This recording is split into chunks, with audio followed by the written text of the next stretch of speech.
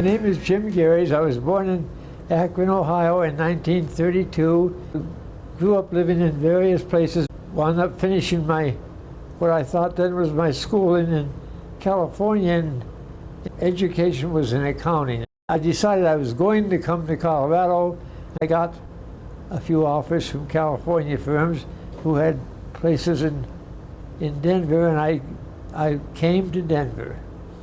Price Waterhouse was one of the couple accounting firms in California that offered me a job in Denver.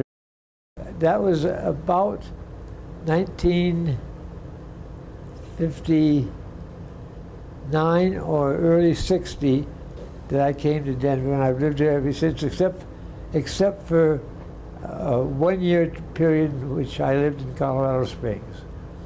I was working for an accounting firm that wanted me down there. I met Eleanor during that year in Colorado Springs. We lived in the same apartment house. That's how I met her.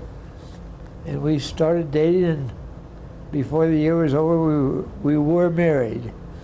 She was teaching school, elementary school, and I was still working in the accounting business, and we didn't have a whole lot of money. In fact, I remember our entertainment budget was, there was a place in town that had a weekly sale on quart bottles of beer, and we entitled ourselves to 1 quart bottle of beer a week. If there was something to do on weekends, I started going out and taking walks, and my walks got longer and longer, and one day I walked up to the top of Pikes Peak from Manitou. And as you know, then it was a very long trip. And I was in too bad a shape at the top to make it back down. So I think I had enough money in my pocket to buy a train ticket coming down that time. I did it once more and had to hitch a ride with tourists coming down. Incidentally, I did not count those first 2 climbs of Pikes Peak that I made one trip only. They are not included in my count of the number of times I've done 14ers or Pikes Peak.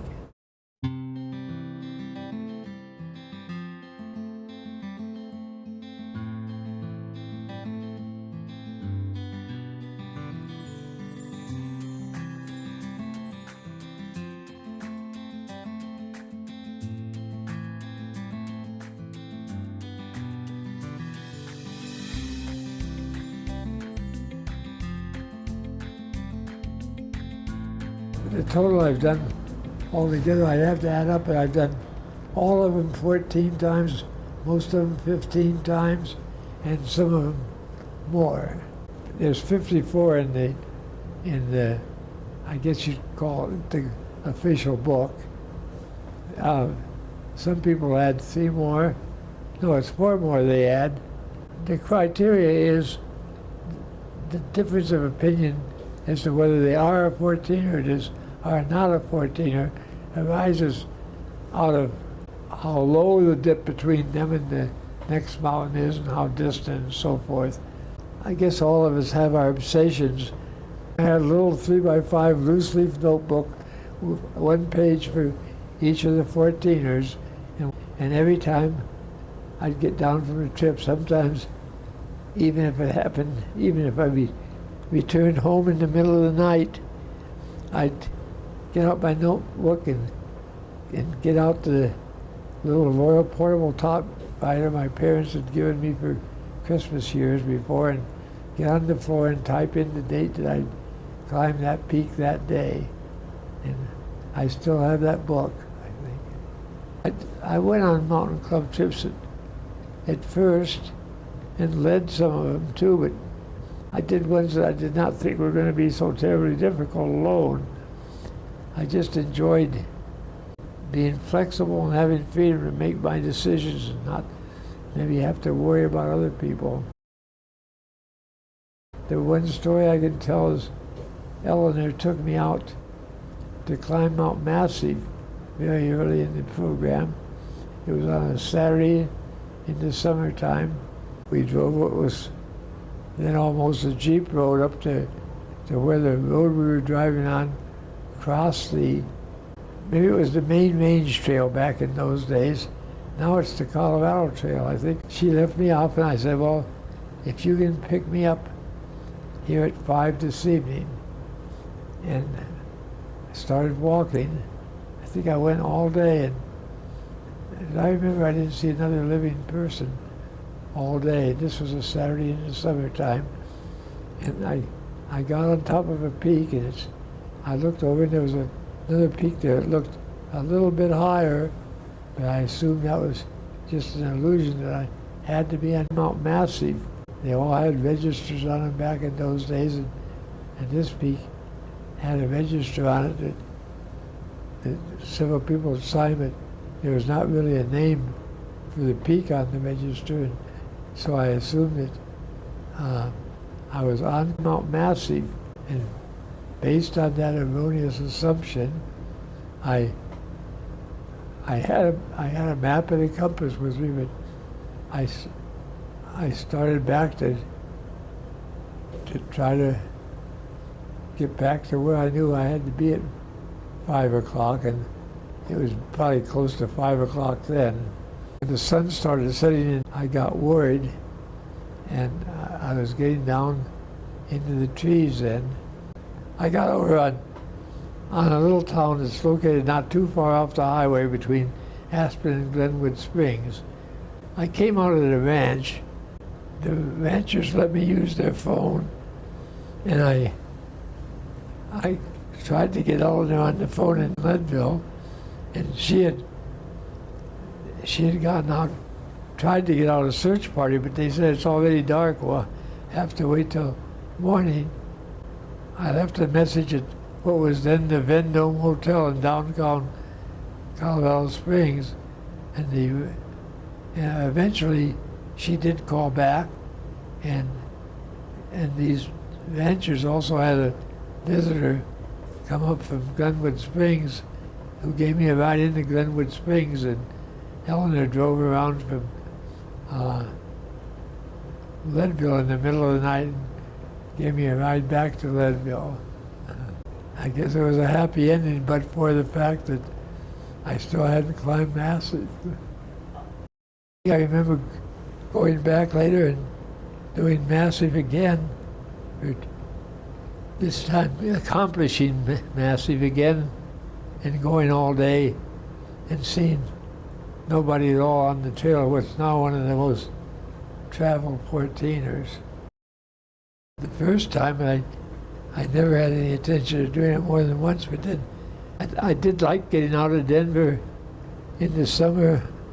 I did not like the hot weather, and this was a chance to escape the hot weather. Well, Walt Borneman had the first real guidebook on the 14ers. There was a previous OMS guide that used to have a little short description on each, very short, some of them, description on each 14er. But then, after a while, after I'd done them all multiple times, my friends started to become aware that I'd done them more than once, and so they would want me to go along. They wanted somebody along to knew where to go.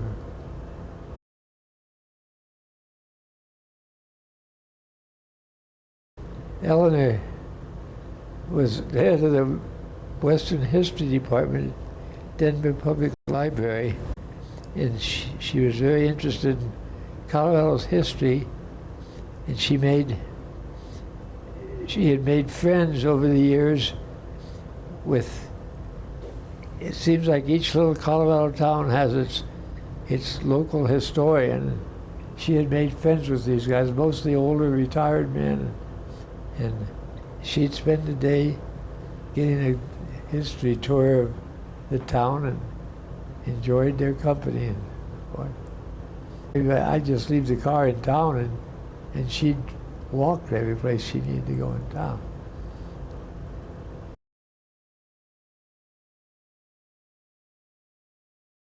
It was sure a rewarding experience for me, and if I were planning my life back at high school age, I'd sure want to put in a good amount of time for this.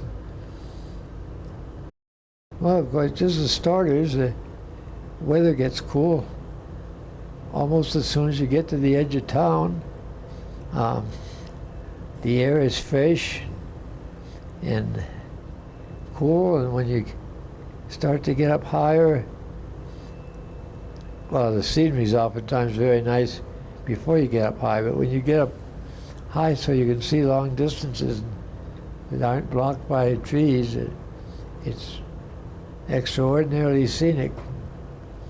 And I enjoyed the wildlife, the marmots chattering at you, and there's lots of, if you're interested in little lizards, there's lots of them running around even. And the elk and deer, and then it's a feeling of achievement, I guess. Just stand on top of what was your goal and look all around you and maybe see 100 miles off in some directions. Once you get above tree level, of course, there's the smaller wildlife, like varmints and lizards and things like that, that you can actually see. And of course, the wildflowers too. Some of my friends do.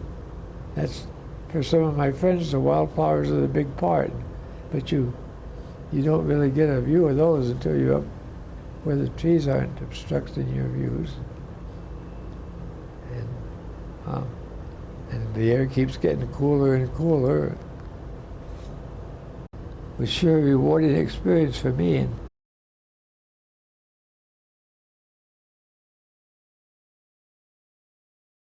this is the equipment I used. I owned a rope at first. I took it along on a few of the early 14er climbs.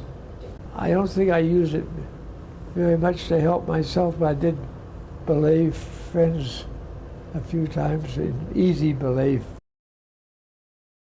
I do have ice axes, and I don't think I've ever used crampons in Colorado. They were bought for overseas trips.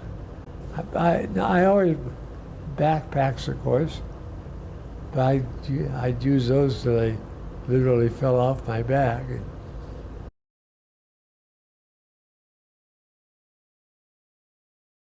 In the Aspen area, it's North Maroon Peak, South Maroon Peak, Pyramid Peak, and Capitol, which is, from a scenery standpoint, probably the most beautiful of all of them when you're climbing it.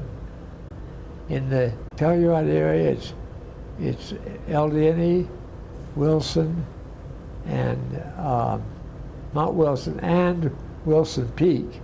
Wilson Peak and Mount Wilson are both 14ers. They're both very close together. They're both in the same place, but Wilson Peak is not on the 14er list. It's one of the hardest. It's one of the harder ones that's not on the list. Then I have Crestone Peak, Crestone Needle, and Kit Carson and Littleberry.